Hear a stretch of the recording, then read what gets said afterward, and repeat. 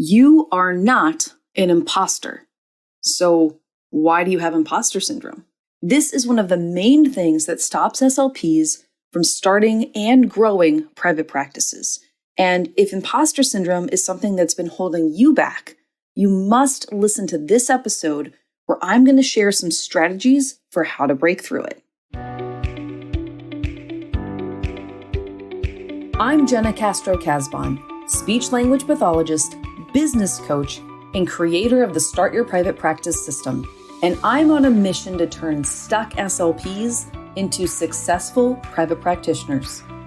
If you're tired of dealing with high productivity requirements, high caseload sizes, and low pay, it's time to take control of your professional, personal, and financial life and finally get the freedom, flexibility, and financial abundance that you deserve by working with private clients in your own practice. Join me here each week as I share tips, best practices, and inspirational interviews on the Private Practice Success Stories podcast. If you're a private practitioner or one in the making, you're in the right place, so let's get started.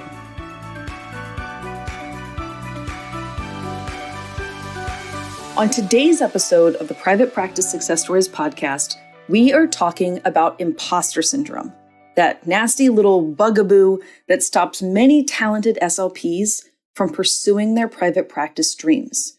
And today we're going to talk about what imposter syndrome is, and specifically why SLPs are so susceptible to it, and most importantly, how to finally shake it off. First, let's talk about what imposter syndrome is.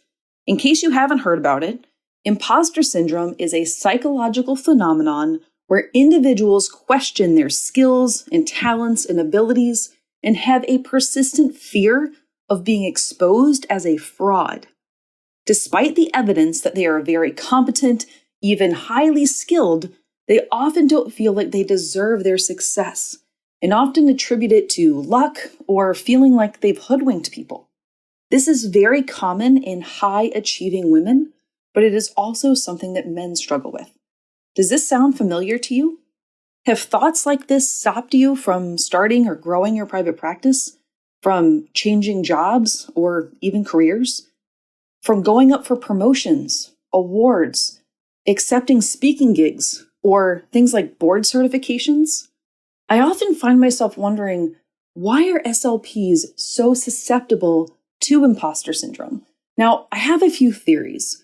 One is because SLPs have high standards for ourselves and others. We care about using evidence-based practice, and we want to do the right thing clinically. And I'm just going to say this, but sometimes SLPs can be judgmental of each other. So I think there's some worry there too. What if someone finds out that you use the quote-unquote wrong approach? What if another professional reads your report that you wrote and thinks that they could have written a better one? What will they think? And why do you care? I think another big reason why SLPs are scared of private practice is because we want so badly to do a good job for our clients and their families, but they're also scared what happens if they don't do a perfect job, or if a family is dissatisfied, especially one that's paying money to see you. Most of us are people pleasers, but what if we put ourselves out there and we don't please people, or we don't help them? Now, there's a big paradox here. You love helping people, and you want to help as many people as possible with your skills as an SLP, right? And the more people you help, the more experience you gain. And also, the more lives you impact, the more people will know about you and your services and start to recommend you to others. There is so much to know in our profession, and generally, that's one of the things we like about it. But we also have to recognize that we can't know it all. There are new clinical breakthroughs, new research, and new information coming out all the time. And it's exciting to be in a profession where you will have the opportunity for lifelong learning. So commit to learning along the way. Don't wait to become an expert to start your private practice, or you'll never start. Start now and become an expert as you grow your private practice. Learn as you earn. And don't forget, if you have a business, those CEUs and advanced certification programs are tax deductible. Isn't it weird how sometimes the people who are the most knowledgeable have the most doubt about their skills, even though they know they shouldn't, but they also can't stop themselves? I want you to pretend that you are sitting with a friend who has been in the field for long enough to bring something to the table, and you've admired her and admired her skills, and you think that she would be great in private practice. Wouldn't you tell her to just go for it? Tell her that you would support her? Tell her that you would tell people in your community about how great she is and spread the word about her private practice on her behalf. Tell her that you would be proud of her and that families would be lucky to have a chance to work with her for longer and better sessions than she's currently able to do at her regular job. Of course you would. Of course you would give her that advice. So start taking your own advice. Decide that you are enough. Someone decided that you were enough of a skilled clinician to bill insurance on your behalf, bill a government agency, private pay clients, or a school system for your services. And you decided that you were good enough to go to work every day and to help hundreds and thousands of people with the knowledge and skills that you have and are gaining. You decided that you were good enough. Now believe it. You are good enough. There are people out there in your community right now who are going without services or who are stuck on wait lists. There are people who could benefit from your help. Now, you can't help everyone, but you can help the right people.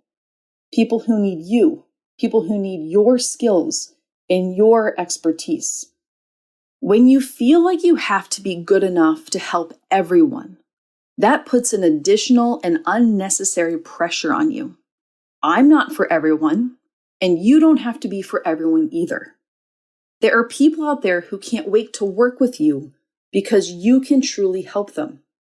Can't you? Do you need more clients for your private practice but aren't sure how to get them? Why not follow step-by-step marketing plans specifically created for SLPs in private practice? And for a limited time only, I'm offering 4 amazing marketing resources for one low price. Just head over to privatepracticemarketingbundle.com to learn cost-effective marketing strategies that work. So now I want to talk to you about how imposter syndrome manifests when it comes to private practice, and specifically when it comes to delaying and procrastinating getting started. You know you want to have a private practice. You know that you want to work with private clients, but because you have this nagging imposter syndrome, you might be constantly making excuses for why you haven't started yet. Or maybe you've even joined my program, the Start Your Private Practice System, and you literally have all of the tools and all of the support that you can imagine, but you haven't taken action yet. You had the intention and the desire, but the follow-through wasn't there because of that fear and that imposter syndrome. This also affects established private practitioners who want to grow their practices, but worry about getting too big. They focus on feelings of, am I good enough to have a big practice? Versus thinking, how many more people can I help if I grow my practice to accommodate more people? Imposter syndrome is rooted in fear. Fear of not being good enough. Fear of being judged by other people. Fear of letting people down or of having a client that doesn't make as much progress as you want them to. We've all had clients who didn't make as much progress. I know I have. Haven't you? Does that mean that you're an imposter? Or does it mean that their level of severity or the nature of their impairment makes it hard for even the most skilled SLPs to help them make progress? You were meant to help people, so help them and on your terms. Imposter syndrome is about you. It's about your thoughts about yourself. Stop thinking about yourself and start thinking about your clients. Think of the hundreds, or depending on how long you've been at this, thousands of people that you have already helped. Now think about the people in front of you. How many more will you help? And at a much deeper level, if you hold back, how many hundreds or thousands of people will miss out on you, on your gifts? I believe that if you have gifts bestowed on you, that you have a duty and a calling to give them and to serve people with those gifts. So let's talk about how you're going to move past this, how to finally break free of imposter syndrome and share your gifts and your talents with your own private clients. First of all, decide to let go of fear and of judgment. Do the best job that you can. Focus on your clients, not on yourself. Continue to gain skills. Take CEU courses. Talk to other professionals. Gain skills as you build your practice.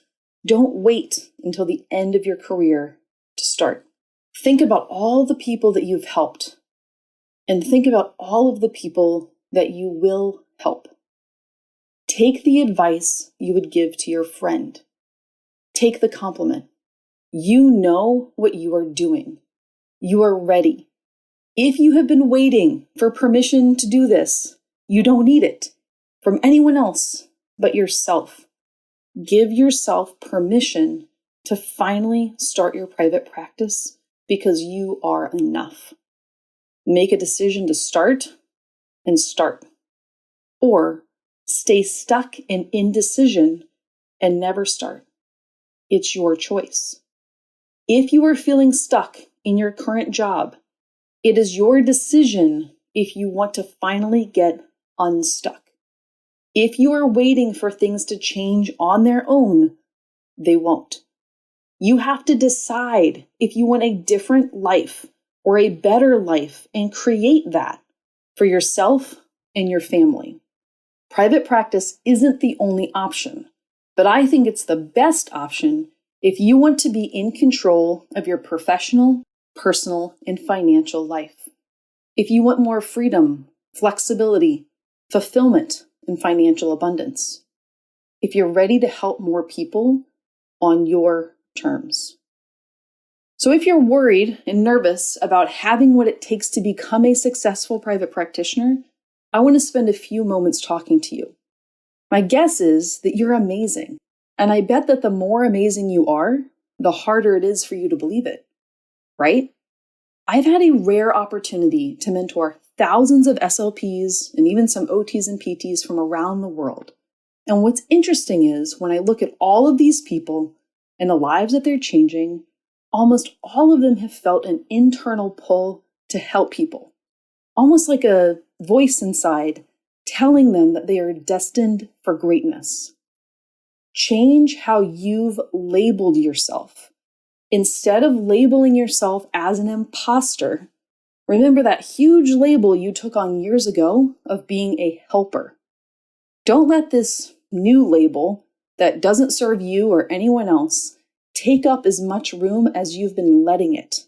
You are a helping people person. Embrace that label and go with it. Build a private practice that you are proud of and can't wait to serve as many people as possible. Imagine being able to be the best SLP that you can be. Imagine being able to live the life that you've imagined for yourself and your family. And if you want help to do it, I can help you. Just like I've helped thousands of SLPs, many of which had imposter syndrome. Myself and my team help people kick imposter syndrome to the curb every single day inside of the private Facebook group. If you are ready to serve, then I am ready to help you get out of your own way and do what you do best. Help people. You are not an imposter. You are a helper. So go out there and help people. Oh, and if this episode struck a chord with you, send me a message on Instagram. I'm at Independent Clinician, and let's talk about what's holding you back and whether or not I can help you move forward. When you're ready for me, I'm ready for you. Thank you for listening, and I'll see you next week. I decided to invest in the Start Your Private Practice program because I honestly had no idea where to start.